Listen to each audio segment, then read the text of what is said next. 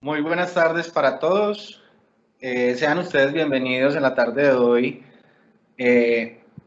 a este evento denominado Bioseguridad de Coronavirus en entornos educativos presenciales.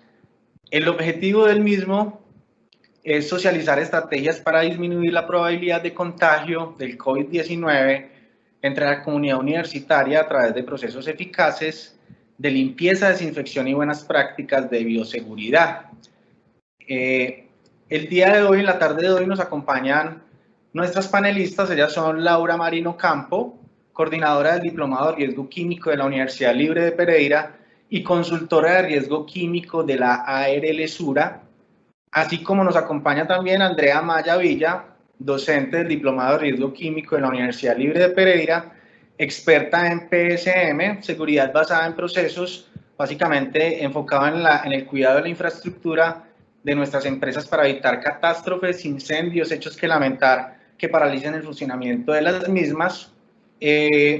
Los temas que veremos en la tarde de hoy son los lineamientos del gobierno nacional y estrategias para el retorno académico, tanto para estudiantes como administrativos, los mecanismos básicos de contagio del COVID-19 y estrategias protectoras para mitigar la probabilidad del contagio, y desinfección de superficies y objetos contra el coronavirus.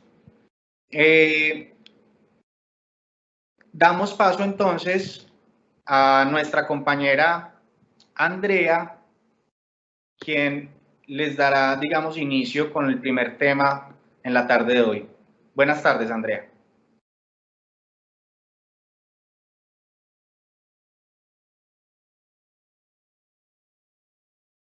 Por favor, activa el micrófono, Andrea.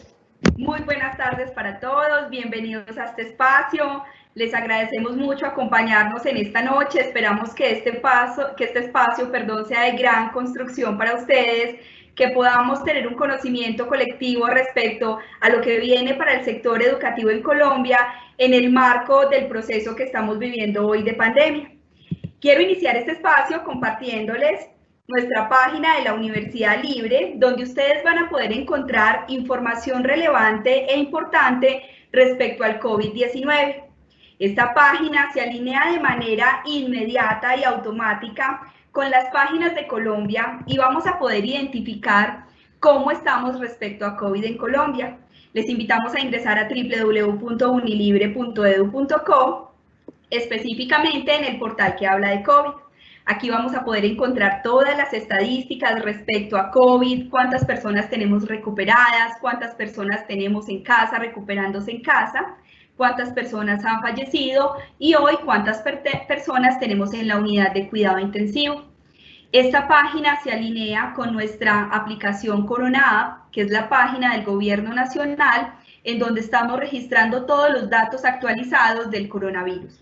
Asimismo, podrán encontrar información de interés para todos los estudiantes y para toda la ciudadanía respecto a elementos tan importantes como talento humano, enfermería, microbiología, aspectos importantes de la universidad, así como videos formativos e información de interés respecto al COVID-19. Los invitamos muy amablemente a que visiten la página, a que la consulten y a que disfruten de ella. Vamos a iniciar este espacio. Contándoles sobre cómo está constituida todos los elementos legales en Colombia alrededor de la educación y alrededor del proceso que estamos viviendo hoy con la pandemia. Vamos a empezar repasando muy brevemente los aspectos legales que han estado asociados a todo este espacio de tiempo que hemos vivido de la pandemia y todos los decretos legislativos que han resultado con el objeto de poder tomar medidas gubernamentales para mitigar los efectos de la pandemia en Colombia, especialmente en el sector educativo. Acá les traemos 3 decretos legislativos que son de los meses de marzo y de abril. El decreto legislativo 662, que nos habla del Fondo de Solidaridad para la Educación.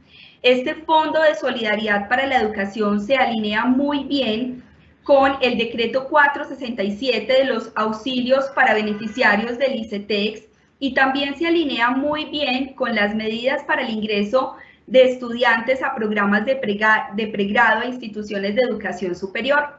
El propósito de estos 3 decretos es minimizar la deserción que podemos vivir por el proceso de emergencia que hoy estamos viviendo en Colombia. Y el objetivo de estos decretos es poder tomar medidas específicas, reales y contundentes que funcionen para toda nuestra población estudiantil. Asimismo, tenemos el decreto legislativo 660 que determina los calendarios académicos para la prestación del servicio educativo. Les invitamos a quienes estén interesados a poder ver las memorias que les vamos a compartir de este evento, en donde vamos a tener la oportunidad de compartirles información detallada y pertinente respecto a estos decretos legislativos. Muy bien, en este sentido, entonces, primero, en el marco de la educación nacen estos decretos y posterior a ello, cuando el Gobierno Nacional declara que ya podemos iniciar nuestro proceso de presencialidad en las instituciones educativas, tanto públicas como privadas, encontramos las directivas 21, 12 y 13, entre otras, que nos hablan de las orientaciones para las entidades educativas y el retorno a clase. Estas directivas son muy específicas y nacen con la necesidad de poder informar a todas nuestras instituciones respecto a cómo el Gobierno Nacional identifica las necesidades para el sector educativo, pero también cómo podemos ir haciendo o ejerciendo ese regreso paulatino a nuestras instituciones educativas. Todas estas directivas y todos estos decretos legislativos también tienen una correlación con la implementación de la resolución 666 del 24 de abril del 2020, donde se establecen todos los lineamientos para que todas las organizaciones, no solamente las instituciones educativas, sino todas las organizaciones puedan definir sus protocolos de bioseguridad. En esta resolución ustedes van a poder encontrar el listado de los elementos básicos que todas las organizaciones deben tener y también cómo estructurar esos protocolos de bioseguridad para poder tener un regreso seguro y sostenible que nos permita avanzar respecto a la emergencia que hoy estamos viviendo en Colombia. Asimismo, estas directivas mencionan la implementación del esquema de alternancia en la educación. Aquí quiero hacer una pausa y hacer especial énfasis en lo que refiere a la alternancia. El Gobierno Nacional definió, podemos ir regresando paulatinamente a nuestras instituciones educativas a partir del mes de julio para laboratorios y para algunos procesos de pasantías, pero a partir del mes de agosto vamos a poder empezar a visitar nuestras instituciones educativas con el método de alternancia. ¿Qué significa la alternancia? Hoy hemos aprendido que gran parte de la educación puede ser de alta calidad de manera virtual. Eso significa que la alternancia se da en los términos de que no todas las personas deben y pueden ir de manera presencial a nuestras instituciones educativas, con el objetivo de poder realizar una prevención adecuada del virus. Laura, nuestra experta química, nos va a explicar en breve cómo se contagia el virus y cuáles son esas medidas específicas de prevención. Sin embargo, yo les voy a contar lo que refiere el Gobierno Nacional respecto al regreso presencial a las clases. ¿Qué nos dice ese Gobierno Nacional? Lo primero que nos dice el Gobierno Nacional es: las instituciones educativas deberían alinearse con las secretarías de salud de los municipios para definir cuáles son las mejores estrategias para el regreso. Y en ese ítem deberían hacer un análisis de sus condiciones actuales. ¿Cómo se dan esas condiciones? No todos los campus universitarios y de educación media, básica, primaria tienen las mismas condiciones. ¿Qué significa eso? No todos tienen las mismas instalaciones, no todos tienen la misma superficie, no en todos podemos contar con los mismos elementos tecnológicos y otro tipo de elementos que se pueden adaptar. Así que, ¿qué nos dicen estas directivas? Primero, revisemos cuáles son nuestras condiciones actuales. A partir de esas condiciones actuales, revisemos cuál es nuestra capacidad instalada. ¿Qué significa eso? Revisemos cuántas personas podemos tener dentro de nuestra institución, teniendo en cuenta todas las normas de bioseguridad que ya definimos bajo esta resolución 666. Para que estas personas puedan estar dentro de las instalaciones, naturalmente vamos a tener que tomar algunas medidas que a continuación yo se las voy a explicar, de las mejores prácticas que el Gobierno Nacional recomienda para las instituciones educativas. Asimismo, nuestro Gobierno Nacional dice: es importante caracterizar la población. No solamente es importante saber cómo está caracterizada nuestra población estudiantil. Cuando hablo de caracterización, hablo de las personas que pueden estar en condiciones de vulnerabilidad, con quién viven esas personas, cómo están conformados sus núcleos familiares, cómo están sus condiciones de salud en general, entre qué rangos de edad se encuentran. Es importante caracterizar la población para definir mejores estrategias en pro del cuidado y el bienestar de esa población, siempre pensando en garantizar la salud y el bienestar de todas las personas que interactúan dentro de nuestro espacio académico. Aquí no solamente estoy hablando de estudiantes, sino que también estoy hablando de todo el equipo de docentes y de todo el equipo administrativo, visitantes, contratistas y toda nuestra macro de población que visita nuestras instituciones académicas. En este mismo sentido, el Gobierno Nacional ha determinado algunos lineamientos básicos o algunas buenas prácticas que él encuentra que deberían ser esenciales para nuestra gestión. ¿Qué es esencial? Lo primero y más importante que nosotros debemos tener en cuenta es acoger una cultura de responsabilidad y autocuidado en la comunidad educativa. Eso es lo más importante, hacernos cargo de nuestro propio proceso, hacernos cargo de nuestra propia educación, conocer que estamos bajo una emergencia sanitaria, que estamos bajo una emergencia económica y también que estamos bajo una emergencia ambiental, y conocer cuáles son las medidas que cada uno debería tomar. En ese mismo sentido, nuestra experta química ya nos va a contar grandes de esas medidas que el Gobierno Nacional ha determinado. Lo segundo, identifique y caracterice la comunidad educativa. ¿Eso cómo se hace? A través de encuestas que se le aplican a toda nuestra población educativa, estudiantes, administrativos, docentes, visitantes, contratistas, e identificamos qué población tenemos vulnerable y qué estrategias deberíamos tener con esa población vulnerable.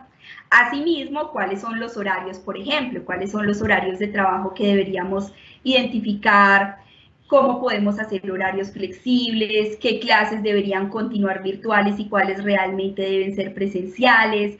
Cuando identifiquemos cuáles deben ser presenciales, tomando en cuenta la distancia mínima, tomando en cuenta las reglas de seguridad, cuántas personas al mismo tiempo deberían estar dentro de nuestra institución educativa y cuáles son los mecanismos para el ingreso y para la salida de esas instituciones educativas. Recolectar información de las personas que ingresan. Este punto es de fundamental importancia. No solamente se trata de clasificar nuestra población vulnerable y de definir estrategias de qué clases podemos hacer presenciales y cuáles deberían continuar virtuales, y asimismo las herramientas que vamos a usar en cada caso, sino también tener una información pertinente, adecuada y actualizada de la población que tenemos dentro de nuestra institución. Asimismo, no solamente la población que tenemos dentro de nuestra institución, sino el protocolo necesario de ingreso que debemos realizar y el protocolo necesario a la salida de nuestras instituciones educativas. Esto aplica para todos los casos y para todas las instituciones educativas. Control de número máximo de personas. Aquí estoy hablando de la capacidad instalada que tienen las instituciones. Recuerden que cuando mirábamos las directrices 12, 13 y 21 hablábamos de la capacidad instalada. Difundir las medidas de cuidado y de prevención. La educación es básica para todo este proceso, que las personas conozcan cuáles son esas medidas de prevención, que podamos estar supervisando y educando a las personas respecto a esas medidas de prevención y que podamos generar una cultura de autocuidado. Establecer protocolos que permitan la identificación rápida y oportuna de contagios. Es de fundamental importancia. No solamente la identificación de contagios, sino también el proceso para manejar ese contagio de la manera más adecuada en pro del cuidado del resto de la población y en pro del cuidado de la persona que se sospecha contagiada. Socializar y acoger los protocolos para el transporte público y privado. Cuando yo les hablaba de caracterizar nuestra población, no solamente se trata de caracterizar la que está dentro de nuestra institución, sino también les mencionaba yo las condiciones de vida de las personas, cómo se transportan, cuánto tiempo están en la institución y cuánto tiempo realmente deberían estar en pro de las nuevas herramientas que hemos identificado que funcionan y que aún con la educación que hoy tenemos puede continuar siendo de alta calidad. Y por último, entonces volvemos al proceso de acoger una cultura de autocuidado y hacernos cargo de nuestro propio cuidado. De acuerdo a esos lineamientos y de acuerdo a las estrategias que ha identificado la Organización Mundial de la Salud, podemos identificar cuáles son los métodos más eficaces para prevenir el contagio. Observen que el método menos eficaz es el que hoy usamos, el método del uso obligatorio de las mascarillas, es el menos eficaz. Y seguramente es el método al que todos siempre vamos, al uso de la mascarilla, pero en realidad es el método menos eficaz. En eficacia, primero está la distancia física, en donde Laura nos va a complementar mucho sobre esta distancia física y sobre el contagio. Aquí algunos elementos para el equipo administrativo, pero que también aplica para estudiantes, es el teletrabajo y en el caso de los estudiantes sería continuar con el proceso académico virtual en casos donde realmente podamos garantizar la calidad. Reducir el número de trabajadores en las empresas y en el caso de los estudiantes, reducir el número de estudiantes, de docentes y de administrativos de acuerdo a la capacidad que tenga nuestro campus universitario o de acuerdo a la capacidad que tenga nuestra institución educativa. Controles de ingeniería como generar barreras físicas donde las personas puedan estar seguras apuntando a su bienestar. Barreras físicas tales como elementos de acrílico o barreras físicas donde haya un solo cubículo o incluso el distanciamiento garantizado de 2 metros donde yo pueda dejar un escritorio entre estudiante y estudiante. Redistribuir las responsabilidades aplica mucho para el equipo administrativo, cómo nos redistribuimos las responsabilidades y no solo eso, sino cómo generamos horarios flexibles en pro del bienestar de las personas. Le cedo la palabra a nuestro moderador.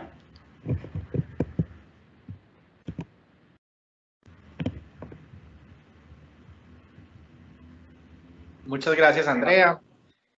Aprovecho para presentarme. Mi nombre es Carlos Andrés Mejía. Soy actualmente el director de los posgrados en la Universidad Libre Seccional Pereira. Me corresponde hoy, digamos, desde este rol, ser como la persona que da paso para los temas y invitarlos que nos vayan plasmando las preguntas que puedan tener para al final del ejercicio, al final de la conferencia, poder darle parte o pie a este tema y poder ir resolviendo cada una de ellas. Entonces, siendo así, le doy paso a Laura Marín, quien seguirá con los temas del orden del día.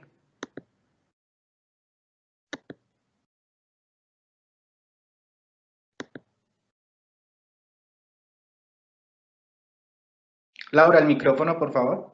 Hola, muy buenas noches para todos. Muchísimas gracias por acompañarnos el día de hoy. Queremos comentarles que hasta el momento tenemos 97 asistentes. Recordarles que en nuestro chat pueden ir generando las preguntas con las inquietudes que les vaya surgiendo y que al final tendremos un espacio precisamente para contestarlas.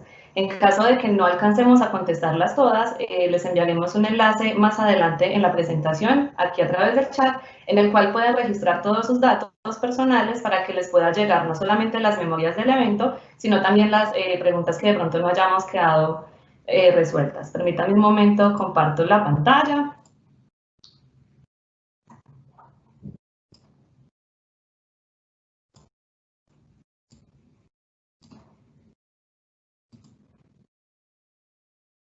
Listo. Por favor, me indica si están viendo.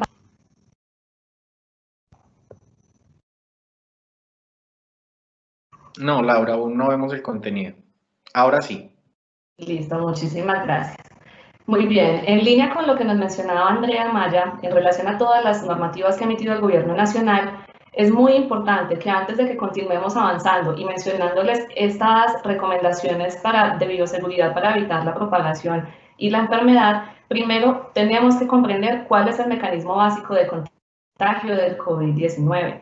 Es muy importante que tengamos claro cómo sucede este contagio para poder entender por qué desde el Gobierno Nacional se han emitido tantas normas que parecieran muy estrictas y rigurosas y a las que quizás no le vemos la suficiente lógica hasta el momento por el desconocimiento que tenemos del mismo.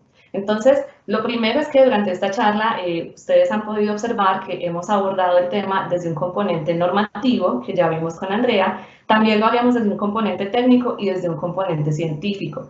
Es nuestro interés como universidad libre que ustedes consulten realmente las fuentes oficiales de información y que puedan tener la información de primera mano. Sabemos que este tema, a pesar de que abunda en las redes sociales y que constantemente estamos saturados de información al respecto, es muy lamentable ver que esta información, la mayoría, es falsa. Es decir, que lo que estamos entrando es en una etapa y una era de la desinformación.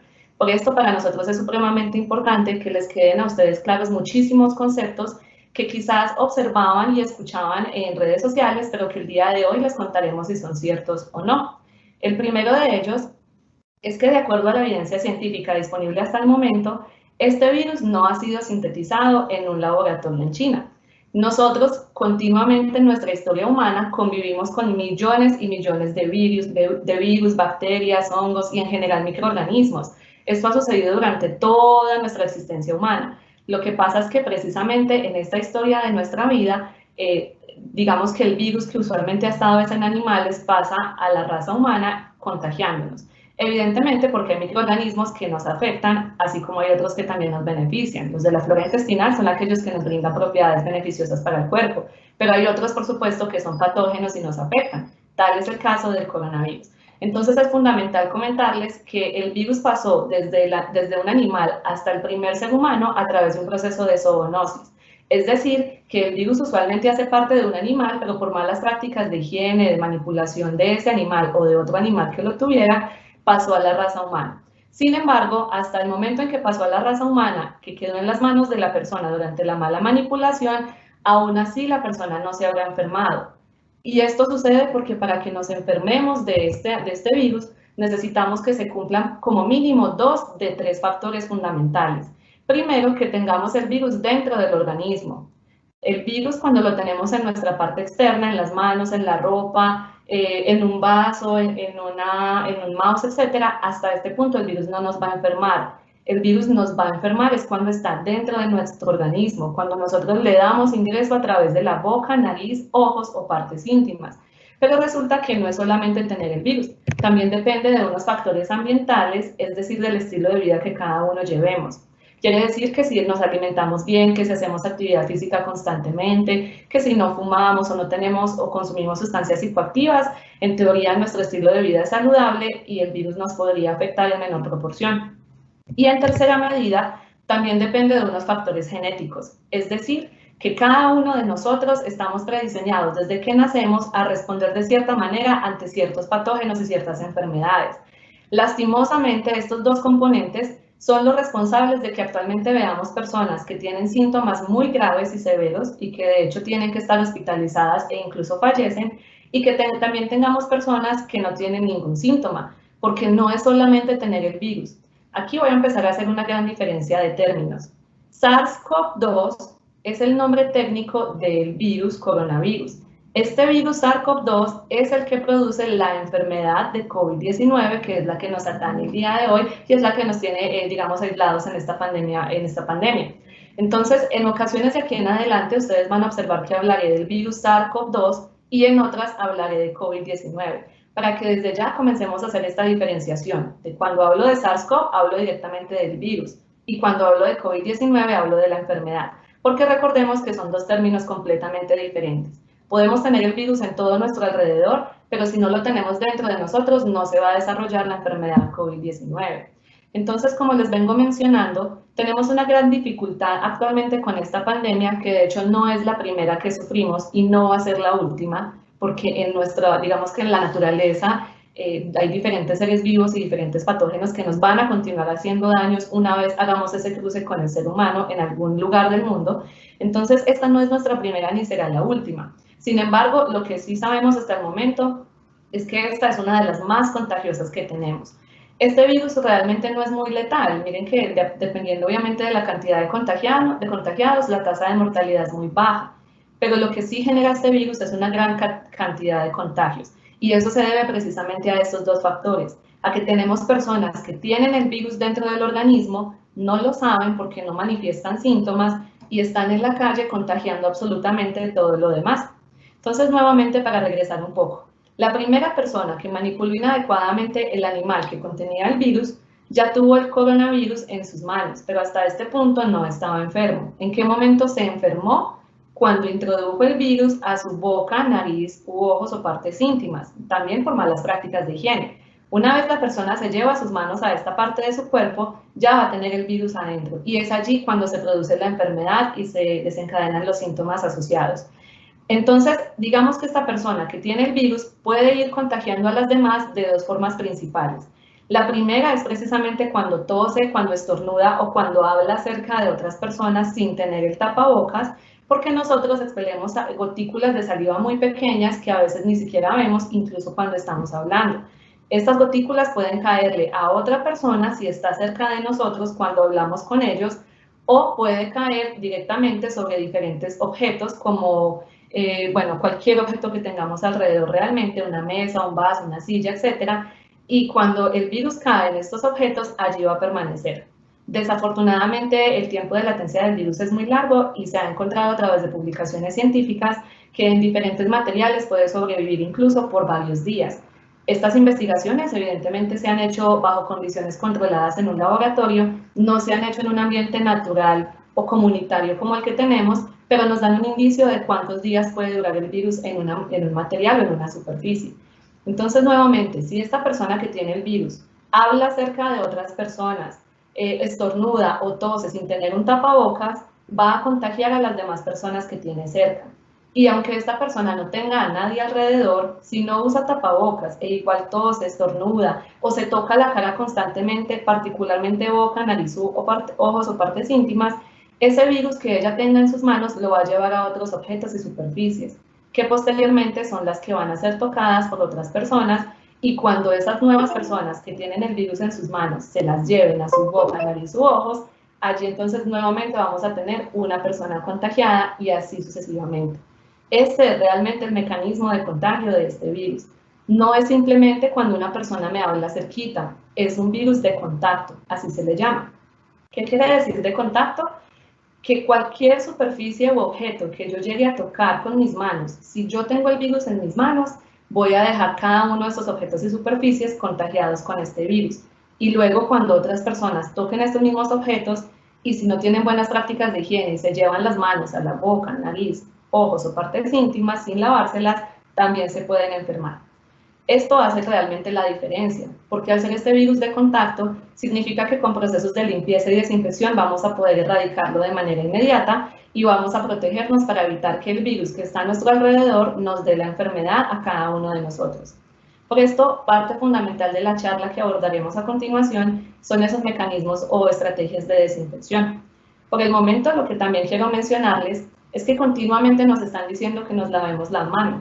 Realmente no es solamente las manos las que tenemos que desinfectarnos, en teoría tendría que ser cada parte de nuestro cuerpo. Por eso las recomendaciones siempre son, cuando usted regrese a su vivienda, es completamente obligatorio que ustedes se bañen por completo, que metan la ropa a lavar, que desinfecten cada uno de los objetos que ingresan con ustedes, precisamente porque estando afuera en la calle, ustedes no saben qué superficies, qué objetos han tocado que quizás tuviesen el virus, y ni hablar si vamos en un transporte público. El primer lugar que genera el mayor número de contagios son los hospitales, pero el segundo lugar, estipulado a través de investigaciones científicas y orientaciones de la Organización Mundial de la Salud e incluso ya del gobierno colombiano, el segundo lugar es el transporte público, precisamente por la grande de personas que va y viene de manera continua.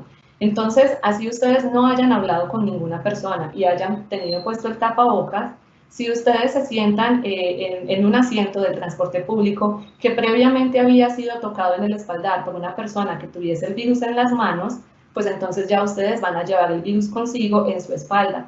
Y por eso es fundamental que no solamente se laven las manos al regresar a su vivienda, es todo el proceso adicional que les hemos venido mencionando o que hemos podido observar en los noticieros y en diferentes fuentes de información. Entonces, nuevamente, si hacemos un buen proceso de desinfección, vamos a poder erradicar el virus de nuestro alrededor. ¿Por qué se menciona entonces tanto el lavado de manos, sabiendo que el virus puede estar en cualquier parte de mi cuerpo? Pues la respuesta es muy sencilla. Esto se debe a que las manos son la principal parte de nuestro cuerpo que continuamente nos estamos llevando a la boca, nariz, ojos o partes íntimas. Nosotros no nos llevamos la espalda, ni el codo, ni la rodilla, ni el pie. De allí que hagan tanto énfasis en lavado continuo de manos. Pero también hay algo muy fundamental. Si ustedes se lavan las manos y de repente tocan algún otro objeto que tenga el virus, así se hayan acabado de lavar las manos, ustedes nuevamente van a volver a tener el virus en las manos. Y si en ese instante se rascan el ojo, es probable que el virus entre a su organismo y les genere la enfermedad. Entonces la excusa de que me lavé las manos hace 5 minutos ya están limpias realmente no es tan apropiada. Ellas siguen limpias si usted no ha tocado ningún objeto en absoluto. Si usted ya ha tocado otros objetos, pues ya podríamos mencionar que realmente las tenemos sucias. Y un dato también muy curioso es que hay investigaciones científicas que comprueban que nosotros, los seres humanos, nos llevamos las manos a la cara en promedio 20 veces cada hora. De allí la gran dificultad que tenemos con el virus. Miren que ustedes van determinando que no es simplemente tener un tapabocas puesto, que a propósito se lo ponen muy mal algunas personas. Vamos a hablar de todos esos temas en este instante. Entonces, como primera medida, ya tenemos claro que el mecanismo básico de contagio del COVID-10 definitivamente es a través de objetos y superficies. ¿Cómo llegan a estos objetos y superficies? Cuando una persona tiene el virus en la mano. ¿Cómo tiene una persona el virus en la mano? Cuando la persona tiene el virus dentro del organismo y se ha tocado la boca, nariz, ojos o partes íntimas. Ahí ya tienen el virus en la mano y de allí es cuando lo pasa a los diferentes objetos. El hecho de que tengamos el virus en las manos no significa que nos vamos a enfermar, para que por favor lo tengan muy presente. Nos vamos a enfermar si damos entrada a ese virus dentro de nuestro organismo a través de mucosas, es decir, boca, nariz, ojos. Vamos a ver entonces a continuación unos videos que ilustran mucho mejor todo lo que acabamos de mencionar.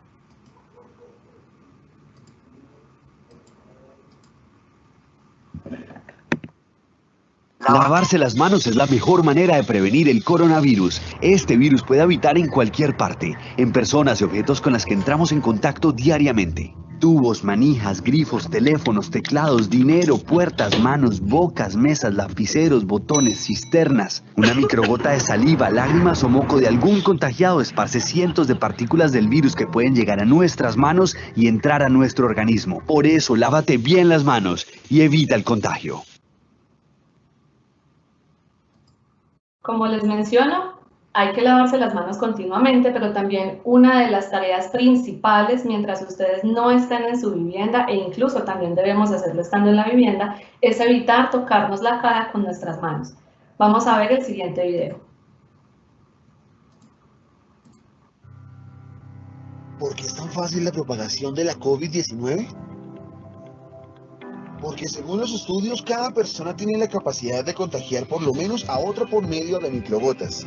Hagamos un experimento. Supongamos que hay 10 personas en un escenario X y solo una está infectada por el virus. A los 30 minutos, si esa persona con el virus no tiene en cuenta las recomendaciones de bioseguridad, todas las superficies y objetos como vasos, platos, barras y sillas estarán contaminadas por microgotas, infectando a las 10 personas del lugar. Por eso, es importante mantener 2 metros de distancia entre las personas, no tocarnos la cara, lavarnos las manos regularmente con agua y jabón o desinfectarlas con alcohol glicerinado, usar correctamente el tapabocas y no saludarnos de beso, con la mano ni con abrazos. Solo así podemos reducirlo a cero y detener la propagación de la COVID-19.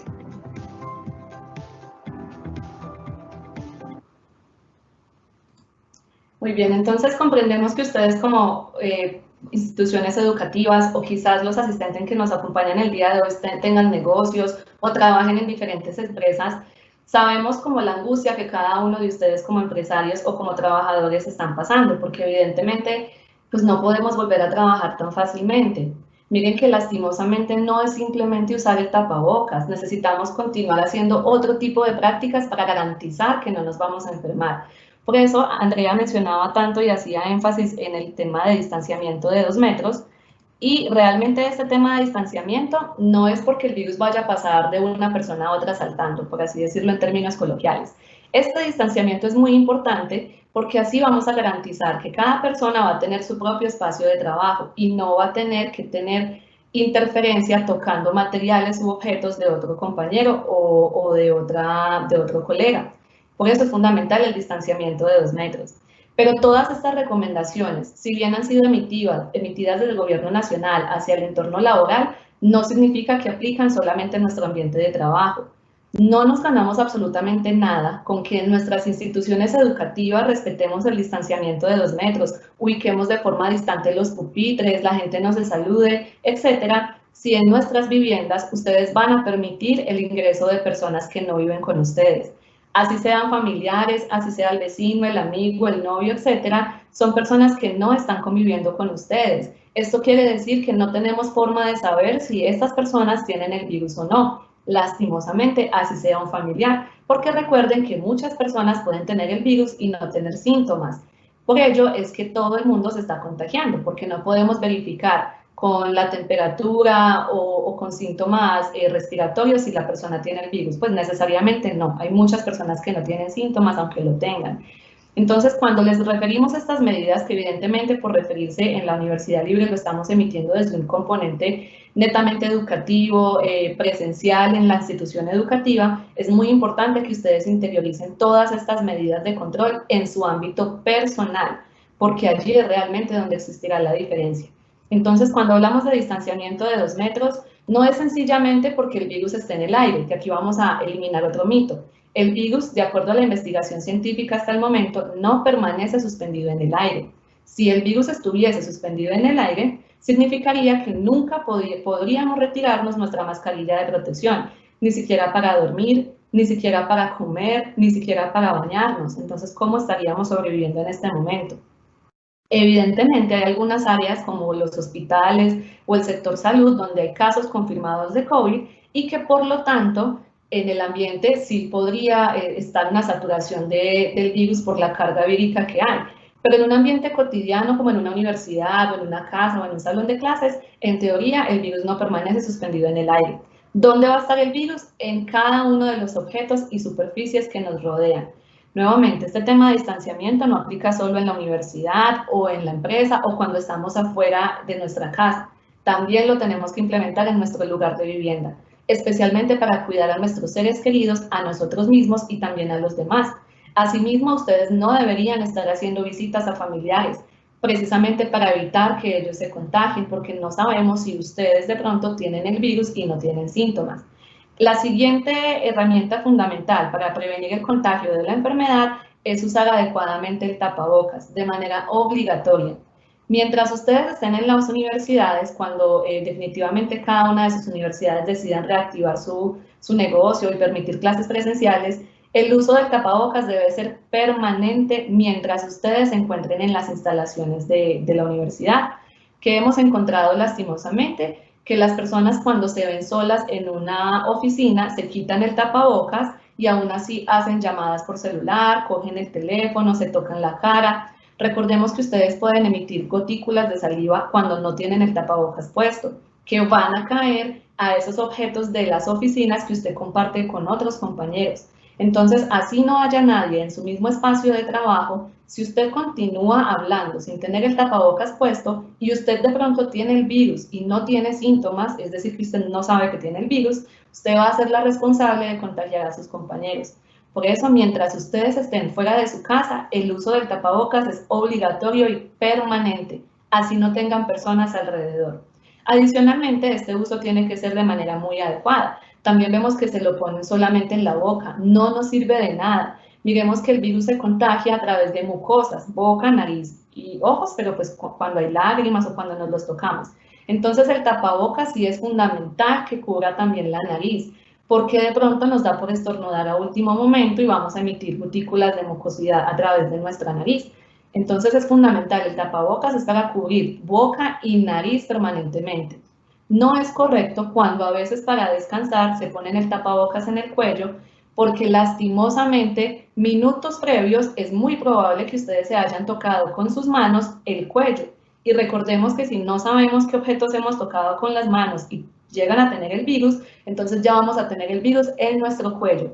Y hasta este punto no nos habremos enfermado. Pero si ustedes ponen el tapabocas luego en su cuello, que justo el cuello queda tocando la parte interna del tapabocas y luego se lo vuelven a llevar a su boca o nariz, pues allí es donde está generando el contagio.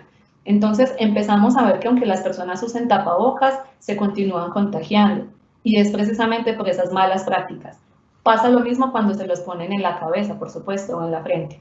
Entonces el uso del tapabocas es obligatorio mientras ustedes no estén en su casa, así no haya nadie alrededor, y así sea mientras ustedes estén recibiendo visitas externas o haciendo visitas, en cuyo caso recordemos que no deberíamos estarlos haciendo porque de acuerdo al gobierno nacional estamos en una etapa de aislamiento obligatorio. ¿Esto a qué obedece? Nuevamente no es a que el virus vaya a estar en el aire, sino que si todas las personas nos resguardamos en nuestra vivienda, va a ser menos posible que las personas anden contagiando todo en la calle y haciendo malas prácticas de higiene y desinfección. A esto obedece que tengamos que quedarnos en nuestras casas para limitar esa cantidad de objetos y superficies que una persona que tenga el virus puede tocar. Lo siguiente es un proceso de limpieza y desinfección e higiene fundamental que ya vamos a hablar más adelante de él. Es fundamental que si tenemos el virus alrededor constantemente estemos desinfectando y limpiando. Ahora, ¿cada cuánto tenemos que limpiar y desinfectar? Pues realmente, siendo muy honestos, tendría que ser mucho más seguido de lo que emite la norma colombiana, porque es que cuando tú desinfectas, si nuevamente tocas esa superficie y tú tienes el virus, va a quedar nuevamente infectada, así tú la hayas acabado de desinfectar. Pero entonces este proceso es muy importante que lo hagamos cuantas veces podamos. El tema del lavado de manos no es solamente cada 3 horas, es cada que ustedes puedan, siempre y cuando estén por fuera de la vivienda e incluso también estando adentro. Lavarse muy continuamente las manos.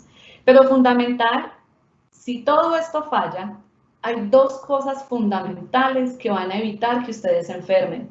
Y esas son el uso correcto del tapabocas y evitar tocarse la cara, especialmente boca, nariz u ojos. Precisamente porque a través de este medio es que el virus entra dentro del organismo. Todo lo demás puede fallar, pero si garantizamos que no nos vamos a tocar esta parte del cuerpo y que vamos a utilizar bien el tapabocas y le vamos a exigir a los que nos rodean, que no conviven con nosotros, que lo tengan puesto, nada nos va a pasar. Muy bien, entonces dando continuidad, vamos a hablar un poco, vamos a enfocar un poco más la charla al retorno educativo presencial. Como bien lo indica Carlos, estamos en una etapa donde ya el gobierno nacional ha emitido alguna normatividad en relación a regresar de manera presencial a las universidades. Y este tema involucra no solamente a universidades, sino también a administrativos, a contratistas y demás. Entonces, todas las medidas de las que yo voy a hablar va a ser en referencia a cada una de estas personas que tienen que estar presencialmente en las universidades o en los centros educativos en general. Pero nuestro énfasis el día de hoy es el sector pregrado y posgrado. Cuando tenemos un salón de clases, si ya estamos viendo que el distanciamiento de 2 metros no solo es obligatorio, sino que además es fundamental para evitar que la gente se contagie, ¿cómo vamos a lograr en un salón de clases donde usualmente hay 25 o 30 personas, y ni hablar si estamos hablando de la escuela primaria o secundaria donde los estudiantes hay más de 40 estudiantes por cada docente? ¿Cómo vamos a hacer para que en nuestra infraestructura realmente logremos acomodar las personas de tal forma que queden a una distancia de 2 metros? Esto no es tan sencillo hacerlo en un ambiente educativo. Todas las medidas que les voy a contar a continuación son un poco más fáciles de realizar cuando estamos hablando de una empresa en la que no haya tanta rotación de personas, en una empresa que sea cerrada, porque a pesar de que tenga infraestructura definida, las empresas sí pueden modificar sus procesos para garantizar un distanciamiento. Sin embargo, en los espacios que tenemos en la universidad de un salón de clases que ya está previamente definido cuál es el área y el dimensionamiento, ¿cómo vamos a garantizar que quepa la misma cantidad de estudiantes que usualmente tenemos en un salón de clases? No hay forma de hacerlo, porque evidentemente si cada uno tiene que estar distanciado del otro 2 metros, no va a caber la misma cantidad de pupitres. Quiere decir que no van a poder asistir en el mismo momento la misma cantidad de estudiantes. Y aquí es donde esto se convierte en un reto realmente. Adicionalmente, ¿qué vamos a hacer con aquellas materias educativas cuando ya estemos regresando a la universidad que impliquen uso de computador, por ejemplo, en una biblioteca o en la sala de sistemas, donde los estudiantes que no tienen posibilidad de tener acceso a un computador utilizan el de la universidad? ¿Cómo vamos a garantizar no solamente que a través de la infraestructura separemos cada estación de computador, sino que además desinfectemos adecuadamente cada computador después de que es utilizado por cada estudiante? Y aunque el estudiante permanezca sentado con distanciamiento entre computadores, este estudiante igual deberá tener obligatoriamente el tapabocas. ¿Cómo vamos a garantizar y vamos a controlar que en las instituciones educativas donde mínimo hay más de 500 personas, cómo vamos a garantizar que realmente podremos decirle y supervisar a las 500 personas que mantengan su tapabocas puesto permanentemente. Evidentemente, el proceso educativo y formativo del que nos habló Andrea es fundamental y podemos capacitar a nuestros estudiantes, administrativos y contratistas para orientarles que así se encuentren solos en la universidad. Es fundamental que se dejen el tapabocas puesto, evitando que cuando hablen o respiren expelen el virus a los diferentes objetos. Pero igual esto es una decisión netamente individual y no tenemos el acceso para controlar a mínimo 500 personas que están en una institución. Y recordemos que en una institución no hay 500 personas, pueden haber sencillamente más de 1000, dificultando muchísimo más este proceso. Además que son 1000 personas que van y vienen, no están de manera constante en la institución, porque los estudiantes, si hablamos de la comunidad estudiantil, los estudiantes van a la universidad, asisten a sus clases, se regresan a su vivienda o se van y se esparcen en otras áreas de la universidad, en la biblioteca, en las zonas comunes, en las zonas verdes, en las cafeterías. ¿Cómo vamos a hacer este control a nivel educativo en nuestras instituciones para evitar que estas personas anden alrededor y que no podamos tener un control efectivo de ellas? Por esto es fundamental que por el momento, de acuerdo a los diferentes lineamientos del gobierno nacional y de la OMS, las cafeterías en la universidad deberán estar cerradas. Entendemos que evidentemente todos los estudiantes tienen que comer. Cuando hablamos de que estén cerradas, nos referimos a la parte en la que los estudiantes pueden sentarse. No pueden existir sillas ni mesas, a menos que ustedes tengan un personal de servicios generales de manera permanente en esta zona, desinfectando absolutamente cada silla y cada mesa cada que un estudiante se sienta en ella y garantizando que mientras una persona o de servicios generales esté desinfectando, no se vaya otro estudiante a sentar en una silla y una mesa que aún no esté desinfectada. Esto es un tema que necesitamos comenzar a visualizar.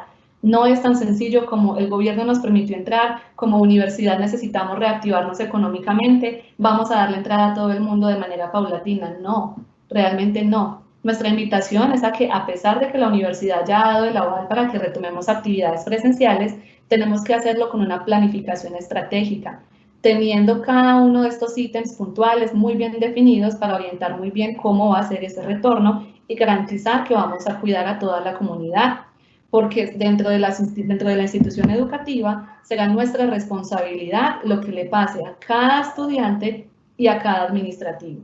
En este orden de ideas, las zonas comunes se deberán cerrar precisamente para evitar que haya ese tráfico, a menos que en las instituciones ustedes puedan garantizar que mientras una persona esté sentada, ninguna otra se va a sentar alrededor y que cuando se levante de la silla, alguien va a desinfectar por completo donde se sentó antes de que alguien también se siente allí. Ahora, ¿qué va a pasar en las bibliotecas?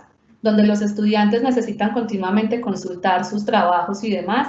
¿Podremos prestar libros? ¿Será conveniente prestar libros y que pasen de mano en mano entre los estudiantes? Esto también lo tenemos que analizar. Digamos, la biblioteca donde tenemos mesas que los estudiantes comúnmente se comparten para hacer trabajos, ¿la podremos tener habilitada? De acuerdo a lo que hemos visto hasta este momento, creo que es importante y considero relevante que ustedes ya van entendiendo que quizás no. Todo no va a volver a la normalidad. Nosotros no vamos a volver a la normalidad. No es normal tener que salir a la calle utilizando un tapabocas. No es normal no poder recibir visitas. No es normal no poder hacerlas. No es normal tener que estarnos lavando continuamente o tener que ser muy conscientes de los movimientos que hacemos con nuestras manos. Esto no es normal. Por lo tanto, ese sentimiento de que tenemos que avanzar, el virus lo vamos a vencer, esa parte sí es real. Vamos a avanzar y tenemos que continuar porque este virus no nos puede dejar así suspendidos tanto tiempo por todas las implicaciones económicas y sociales que conllevan. Pero ese avanzar o ese proseguir y ese superar esta pandemia implica cambios y adaptación, muchísima adaptación. Nosotros no podemos seguir visualizando la universidad en la forma en que venía constituida. Y si así lo hacemos, vamos a entrar en un gran choque porque no vamos a poder determinar cuáles acciones adecuadas hacer, porque siempre vamos a seguir pensando en que queremos que funcione de la forma en que venía funcionando y nos vamos a chocar con una realidad. Entonces es fundamental que ustedes comprendan esto. Es momento de abrir las universidades, sí. Es momento de que los estudiantes vayan regresando, de que los administrativos vayan regresando, sí. Pero no va a ser a la misma universidad que siempre hemos conocido. Va a ser a una nueva universidad y es responsabilidad de los directivos, no solamente del personal de seguridad y salud de cada universidad, es personal de toda la planta directiva, de la alta dirección, determinar cuáles son estas medidas de control que se van a tener. Entonces, en este orden de ideas, las bibliotecas probablemente también tendrán que ser cerradas para evitar trabajos continuos con los estudiantes. No significa que no puedan prestar libros. Los estudiantes sí pueden prestar libros. Lo que no pueden es generar un espacio común de aprendizaje de manera presencial. Pero para ello tenemos toda la virtualidad. Si algo nos ha dejado esta pandemia es la posibilidad de abrir nuestras mentes a diferentes retornos. Y si no, miren en este momento lo que estamos haciendo. Nos saludaba una persona que está desde Barranquilla y está viendo una charla que estamos orientando desde Pereira. Entonces la invitación es precisamente a que flexibilicemos nuestras acciones, abramos un poco nuestra mente y reconozcamos que no vamos a volver a la universidad normal, sino que ustedes como administrativos de universidades van a tener que determinar esas transformaciones internas que deberán tener para poder continuar avanzando hacia el futuro en medio del COVID. Aquellas universidades que tienen gimnasios, piscinas, áreas comunes, tampoco deberán ser abiertas, especialmente y lastimosamente, porque el sudor también constituye una mucosidad, por así decirlo. Entonces, la persona que suda continuamente se está tocando con mayor, digamos, generalidad o con mayor frecuencia la cara precisamente para eliminar su sudor. Y adicional, en un gimnasio todos nos compartimos absolutamente cada insumo. Entonces, estas zonas comunes de gimnasios, de piscinas, de canchas, quizás no puedan ser abiertas tampoco. Asimismo, hemos hablado hasta el momento de estudiantes. ¿Qué pasa en la parte administrativa? Los estudiantes definitivamente necesitamos mirar cómo vamos a activar las clases. No podemos permitir que a nuestros estudiantes, digamos que se les pause la vida durante un año mientras resolvemos cómo darles la clase. De allí que, por ejemplo, en nuestra universidad hayamos implementado diferentes estrategias asistidas por la tecnología para garantizar la continuidad de nuestros estudiantes. Entonces, digamos que hay muchas herramientas por las que un estudiante puede continuar viendo sus clases. Pero, ¿qué pasará con el área administrativa, con el área de mercadeo, de seguridad y salud, de talento humano, de registro y control, y con cada una de las facultades, el área administrativa de estas facultades? Pues como bien lo indicaba Andrea, primero necesitamos estipular cuál es la capacidad de nuestra infraestructura. Nosotros tenemos una infraestructura muy definida y normalmente en las universidades, en una misma oficina tenemos varias personas que están muy cerca y no podemos trasladar a estas personas a otro lugar porque necesitamos también de ese otro espacio, porque es donde está la otra oficina o porque es donde está el otro salón de clases, donde, por cierto, también tendríamos que hacer un proceso de adaptación. Entonces, como alternativa, y lo ha indicado el gobierno nacional, es fundamental la siguiente premisa. Si sus administrativos tienen la posibilidad de ejercer su trabajo directamente de forma completa desde casa, dejémoslos en casa. Si todos, cada uno tiene un computador y tienen, digamos, los documentos que requieren para ejercer su labor desde casa y el único insumo que requieren es un computador, ¿qué necesidad hay de que los tengamos de manera presencial en la universidad? Entre más personas tengamos de forma remota en casa, va a ser menos la probabilidad de contagio que vamos a tener en la institución a nivel presencial y por ende vamos a cuidar de forma mejor de todos nuestros colaboradores, estudiantes y comunidad en general. Entonces, esta es una invitación a evitar procesos de alternancia como un día vas al trabajo, otro día te quedas en casa, si realmente esta persona puede desarrollar todas sus tareas directamente estando en casa. Evidentemente, en algún momento tendrá que ir a la universidad por algún documento o, bueno, a hacer algún motivo. Entonces, aquellas personas que necesiten ir a la universidad porque no tengan las herramientas para trabajar en casa, pues sí deberán ir a la universidad. Pero realmente, viéndolo desde la lógica y adaptándonos al siglo XXI, el hecho de tener un documento en la universidad no debería ser un impedimento para que él tenga que ir hasta allá, porque para eso tenemos los canales virtuales. Es momento de repensarnos cómo vamos a reconstituir nuestra universidad para que todos los procesos documentales se hagan a través de la virtualidad. No solo para ayudar al medio ambiente, que a propósito trae supremamente muchísimos beneficios, sino también desde el componente económico. ¿Cuánto implica tener que imprimir tantos documentos? Y adicionalmente está el tema de protección ante COVID cuando los dejamos a cada uno en casa. Y aún así, aunque logremos controlar todo esto, el distanciamiento entre oficinas, que todas las personas tengan tapabocas puesto, que desinfectemos continuamente áreas, nos estamos olvidando de algo muy fundamental, y es cada una de los objetos personales que entramos a la universidad, cada una de las personas que vamos a ella. Todos los estudiantes, en algún momento yo también fui estudiante, y todos teníamos en nuestra mochila una cantidad muy grande de elementos y materiales, porque la universidad se convierte para nosotros en nuestra segunda casa. Permanecemos en ella 8 horas al día, a veces no nos movilizamos de allí por facilidad, por evitar el transporte, por tiempo, etc. Entonces aquí tenemos absolutamente todo, el almuerzo, el algo, el cuaderno para la clase de la mañana, pero también el de la clase de la tarde. Si estamos hablando de una carrera de arquitectura, si estamos hablando de una carrera que implique prácticas experimentales en un laboratorio, como lo es, por ejemplo, la química en mi caso, enfermería, microbiología, que además de esos objetos también necesitamos tener una bata de laboratorio, unas gafas y unos implementos necesarios para, digamos, el uso en el laboratorio, pues este maletín cada vez va a ser más grande y va a tener mayor cantidad de componentes. Entonces, nuevamente, no nos ganamos nada con que la gente esté distanciada, con que a la entrada de la universidad les apliquemos alcohol, con que desinfectemos continuamente, si no vamos a garantizar que cada uno de los objetos que ingresa cada persona a la universidad también va a estar desinfectado. Y esto se convierte en una tarea realmente muy compleja, porque no podemos pedirle a cada persona en la entrada que abra su maletín para desinfectarle absolutamente cada objeto. Eso no, operacionalmente no es para nada práctico. En las demás instituciones o en las demás empresas, sí podríamos orientarle a los empleados que, por ejemplo, limiten el ingreso de objetos personales. Pero a un estudiante también podemos orientárselo, pero aún así un estudiante va a necesitar de cada uno de estos objetos para desarrollar de manera eficaz su proceso de aprendizaje. ¿Cuándo lo podríamos controlar entonces en una universidad o en una institución educativa? De pronto para nuestro personal administrativo. A ellos sí tenemos que decirles que por favor traten de no llevar en su maletín objetos que no requieran para su tarea. O en caso de que lleven un maletín, ustedes como institución, y así lo menciona la norma, deben determinar un área específica con lockers o con casilleros o etcétera, para que sus personas administrativas, sus trabajadores puedan dejar sus objetos personales y así evitar que los lleven hasta el puesto de trabajo. Esta es una tarea que se complica mucho en una universidad porque no estamos acostumbrados a tener lockers para los administrativos. Usualmente las personas que hacemos tenemos el bolso al lado del escritorio. Si se nos corrió el labial a las mujeres, abrimos el maletín, sacamos el labial. Estas son prácticas que se tienen que erradicar porque no es momento de vernos lindos, es momento de permanecer sanos. Todas estas son las medidas que ustedes como instituciones educativas deben empezar a implementar. Y también, si aquí nos están viendo estudiantes y administrativos, también es momento de que comiencen a tomar conciencia de cuáles son esas medidas individuales que ustedes deberán hacer.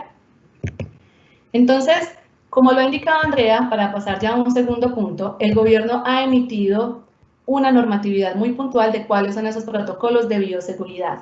Con base en la charla que hemos tenido hasta este momento, creo que ha quedado bastante claro por qué es la exigencia del uso de tapabocas obligatorio, de no poder movilizarnos libremente por la universidad, de tener que cerrar algunas zonas comunes, de tener que identificar muy bien qué desinfectantes vamos a utilizar, etc.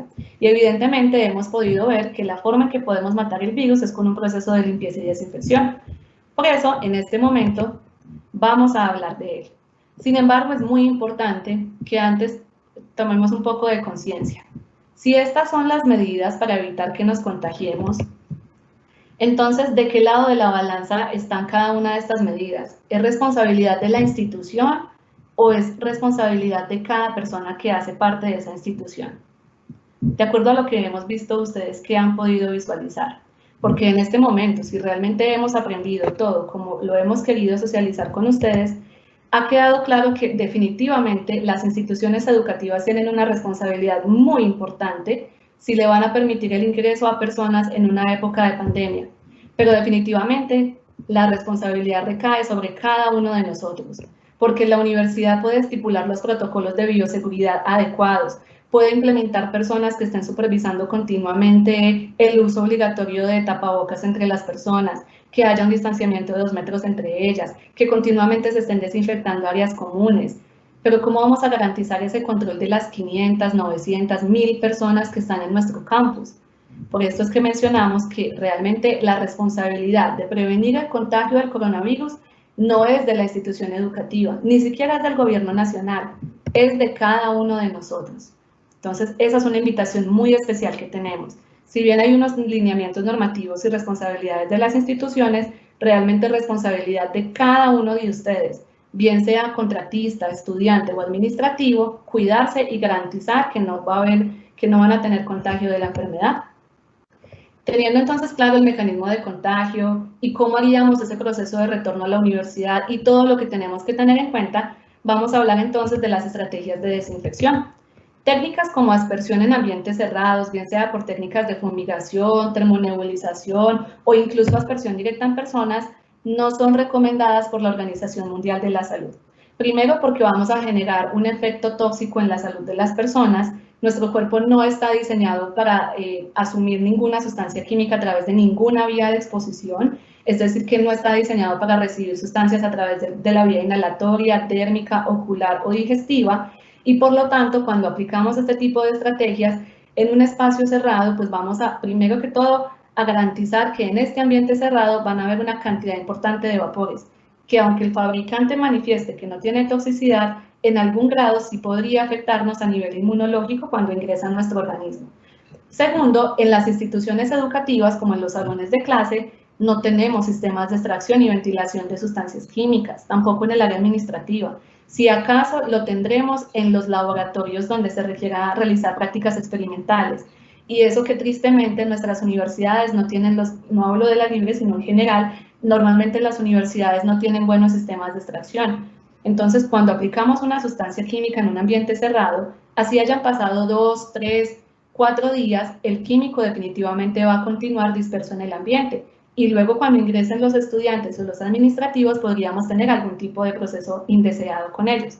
Adicionalmente, estas técnicas de desinfección no funcionan si ustedes previamente no han hecho un proceso de limpieza para remover el polvo. Recordemos que las universidades llevan cerradas aproximadamente 3, 4 meses. Quiere decir que hay una cantidad importante de polvo y mugre en cada uno de nuestros escritorios e instalaciones. Si de inmediato abrimos puertas y desinfectamos con esta técnica, lo único que estaríamos haciendo es removiendo la suciedad, porque la sustancia comienza a competir entre suciedad y virus. Entonces realmente no tiene, la Organización Mundial de la Salud ha indicado que este tipo de técnicas no son eficientes si previo no hay un proceso de limpieza. ¿Cómo hacemos entonces esa limpieza y desinfección y cuál es la mejor recomendación? Hacerlo de manera manual, desinfectando cada uno de los objetos y superficies que nos rodean, utilizando los elementos de protección adecuados, porque finalmente vamos a estar en contacto con diferentes sustancias. De forma muy general, les quiero contar que la sustancia principal que tiene efectividad directa contra el virus es el agua y el jabón. En este orden de ideas, les voy a explicar de forma muy fácil por qué realmente sirve el agua y el jabón. Y comprendemos que para ustedes suena increíble que un virus que ha generado semejante pandemia pueda ser erradicado solo con jabón, pero realmente así lo es. Esta es la molécula del virus, por así decirlo, este es el virus, y al virus lo envuelve algo que llamamos envoltura lipídica, es decir, este virus está hecho o rodeado por grasas. Esta es una molécula de jabón. Sin importar qué jabón ustedes utilicen, si es líquido, sólido, gaseoso, si es, no sé, que huela a vainilla, chocolate, fresa, todos los jabones y detergentes y tensoactivos, aunque tengan estructuras químicas diferentes, tienen algo en común entre todas. Una parte que tiene afinidad por el agua y otra parte que tiene afinidad por las grasas.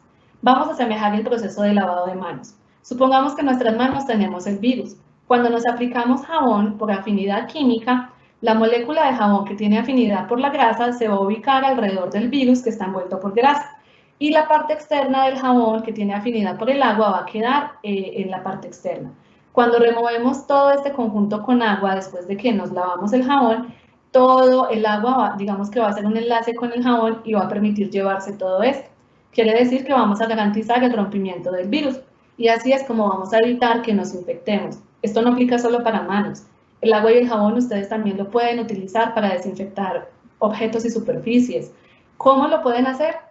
Preparan una solución jabonosa en un tarrito que tenga un mecanismo aspersor y aspergen del tarrito directamente en la superficie y luego remueven el jabón con un trapo húmedo. No hay necesidad de utilizar sustancias químicas adicionales, especialmente en una universidad donde no tenemos que estar pendientes de otra cantidad significativa de patógenos, como lo es, por ejemplo, el sector salud o el sector alimentos. Evidentemente, en las cocinas, restaurantes de la universidad o en aquellos procesos de extensión donde tenemos enfermería, sí necesitamos desinfectar para eliminar otros patógenos. Entonces, en estas áreas, ¿qué tendremos que hacer?